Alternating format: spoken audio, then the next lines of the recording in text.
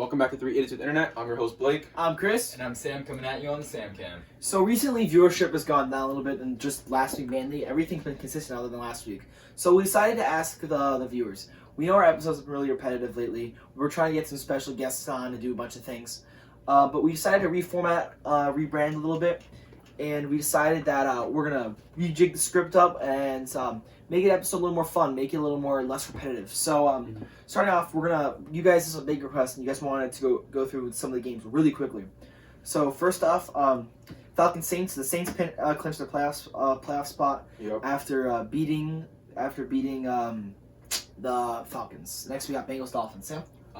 There's a not really big fight. NFL's getting pretty soft, but Boyd and Xavier Howard got into a little bit of a fight. Both got ejected. Dolphins take the win. Not much to talk about. Yep. Like Bears Lions. Bears Lions. The Lions came out the win with this one, right? Yep. Lions came out. Adrian Peterson had 2 touchdowns. The GOAT, 2 touchdowns as usual.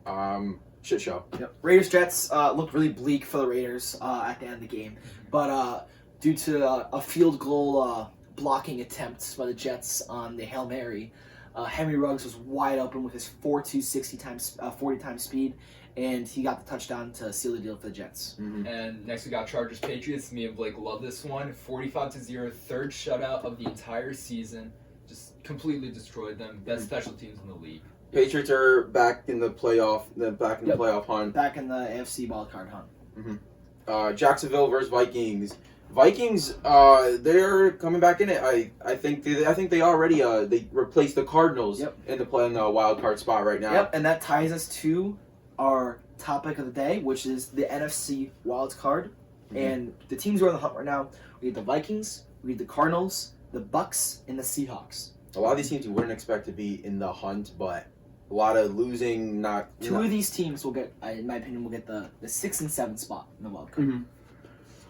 Me personally, I think when it comes to taking the wild card, I'm taking the Seahawks for this. So I'm thinking Seahawks and Arizona. I think those are the 2 teams. And also, I think another big factor is the NFC West. That just keeps going flip. We got the Rams, Seahawks, and the Cardinals. I think the Rams and Seahawks, one of them are going to win. Mm-hmm. Yeah. And don't forget, the Niners, I hate to say it, they are slowly creeping back. They are currently 5-6.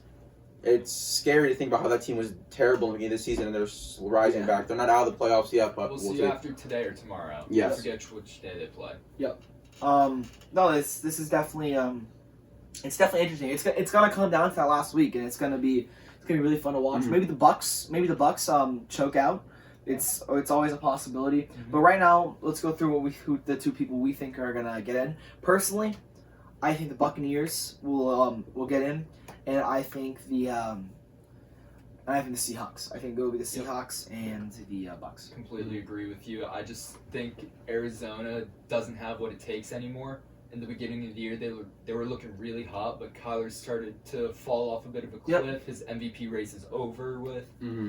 So I think Bucks Hawks as well. Yep. Like I'm sticking with Arizona and Seahawks because I just don't think the Bucks are there yet. I don't know if you saw there's something on Instagram that Tom Brady is calling most of the shots on this offense, and I don't think that's a good thing. I think you need an offensive coordinator because the quarterback is going to do something, possibly screw it up, call bad plays, but that's when the offensive coordinator does call those plays, and I just don't see them winning with that type of style. All right, the good games of the week. So our first special guest game review appearance is Cass Sandys. Cass, take it away. All right, Cass. So you're a special guest today, our first mini guest in these episodes. So Cass, your Giants, you've been on the show before. This is your second time on. Your Giants defeated the Seahawks in a massive upset, especially at home, at the Seahawks home. Like, what do you think? What was just going right to cause you guys to take the victory there? Well, I think it was many things, actually. I think anybody in my social circle knew that I was calling the subtract game before the game actually even happened. Yep. And to everybody's surprise, it was, and the Giants won 17-12. I think 2 things mainly. I think, first of all, the defensive line, the guy right behind me, this guy, Leonard Williams, amazing trade with the Jets. And he has 8.5 sacks right now. He had 2.5 sacks during that game, really 3 if you count the combined one with Tate Crowder. Pay this man. He's playing on a franchise tag right now. He's definitely earned his money. And then for the running back core, without Saquon, we've actually been doing amazing. Alfred Moore scored all the touchdowns for the Giants that game, who is a practice squad running back. He wears number 41. And then Wayne Gallman had an amazing breakout run, I think, which was like either 60 or 70 yards. Wayne Gallman was 120 in the absence of Saquon Barkley. Yeah, Wayne Train. 129 yards total.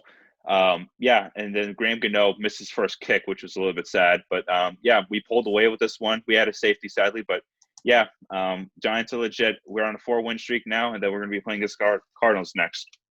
Sounds awesome. And it's good talking to you, Cass. Good. Thank you for coming on the show. And we're excited to see what's going to come from the Giants. Probably going to win that NFC East division now.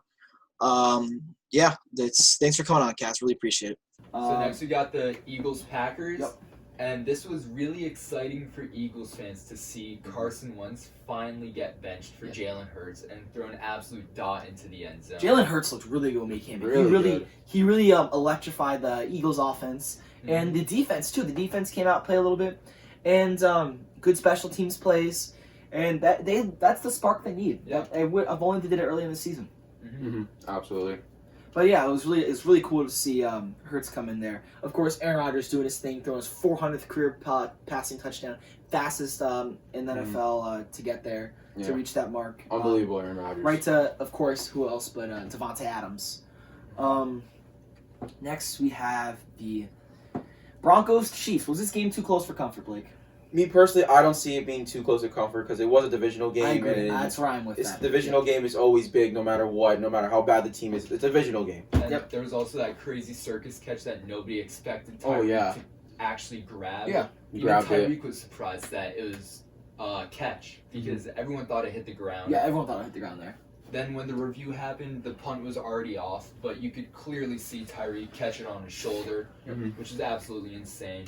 So I think that it wasn't too close. It was just some iffy calls and some surprising plays. Yeah. So Colts-Texans, we all know what happened here. The 26-20, the Colts were able to win. It was close for a little while, even with DeForest Buckner back. So are the Colts legit? Let's talk about that for a second. Are the Colts legit? I think so. I think the reason that game was so close is because Deshaun is so hot. Yep, and I'm with Sam here. I do think the Colts are a legit team. I think their defense will carry them. I do feel like their offense is a little rusty. I feel like they're slightly upgraded 2019 Steelers from last year. Good defense, mediocre, below average offense. But Phil Rivers is system QB at this point. T.Y. Hilton did go off in that game. He did. But still, that's where I'm at with the Colts. Colts, I think they're legit. It's just their offense. It's not good. It's not there. I think they'll make the playoffs or whatever. I think they're gonna lose like instantly. Because I think once they play like these top playoff teams in the playoffs, playoffs are a whole different game when it comes to regular season, and I just don't see them surviving it. All right, Browns-Titans. Titans did not look hot at all. This is Most of their bad. points came in garbage time. Yeah, this is bad for the Titans. Bad luck. The Browns. You can also say the Browns are also just that good, which most people should expect with that much talent on a single team. That running back core is absurd. Yeah, insane It's running back core. Derrick Henry did not do very well this game, and it shows the Browns with Myles Garrett back. Of course, their rush defense, it's up there. Not the best, but it is up there and it's effective. Not a question. Yeah. Rams versus the Cardinals. Crazy game, 28-38. Hopkins looked really frustrated. 2 weeks in a row where he's been kind of shut down. He's looked extremely frustrated. Yeah, it's well if you think about what these teams, the past two teams, he's had Stephon Gilmore and Jalen Ramsey, two of the top corners in the entire NFL on him, and I can see why he's frustrated. Maybe Kyler Murray isn't targeting him as much because he knows he has those guys on him, which is smart by Kyler Murray's part because once again, these guys are the top corners in the NFL. And it's not like they don't have other weapons. Of course, they got Christian Kirk, all these other weapons they have. Fitzgerald, Isabella, Edmonds, Drake, and they have weapons. They have weapons around. Yeah. And if talk about weapons, the Rams are blazing hot right now, and they got weapons to share. They got Robert Woods. They got Cooper Kupp on their offensive side. They got Malcolm Brown as well. Cam Akers is looking really good. Henderson recently. too. Henderson as well. Can't forget about our tight ends Higbee. Oh yeah. And they have wide receiver Gerald Reynolds. Everett. Gerald Everett, Everett. Yep. Yeah. And their defense, of course. Oh my You god. can't talk about they have it's mainly Aaron Donald. Aaron Donald. He's a force to be reckoned with. Yes. Unbelievable Aaron Donald. He's always going to do good no matter what, and you just expect him to make big plays, and he does. Yep. It's Aaron Donald. Power rankings for this week. Sam, want to start us off with the first couple? So obviously, or not obviously, but we still have Chiefs at number 1. Steelers Top play 5 of the tonight. same. Top 5 of the same. Yep. Steelers play tonight, so we'll see how they go. They might possibly drop a little bit if they somehow lose to the football Yep. team, which is very unlikely. They got Saints next, Mhm. Packers at 4, Rams at 5. Mhm. So Same look, in there.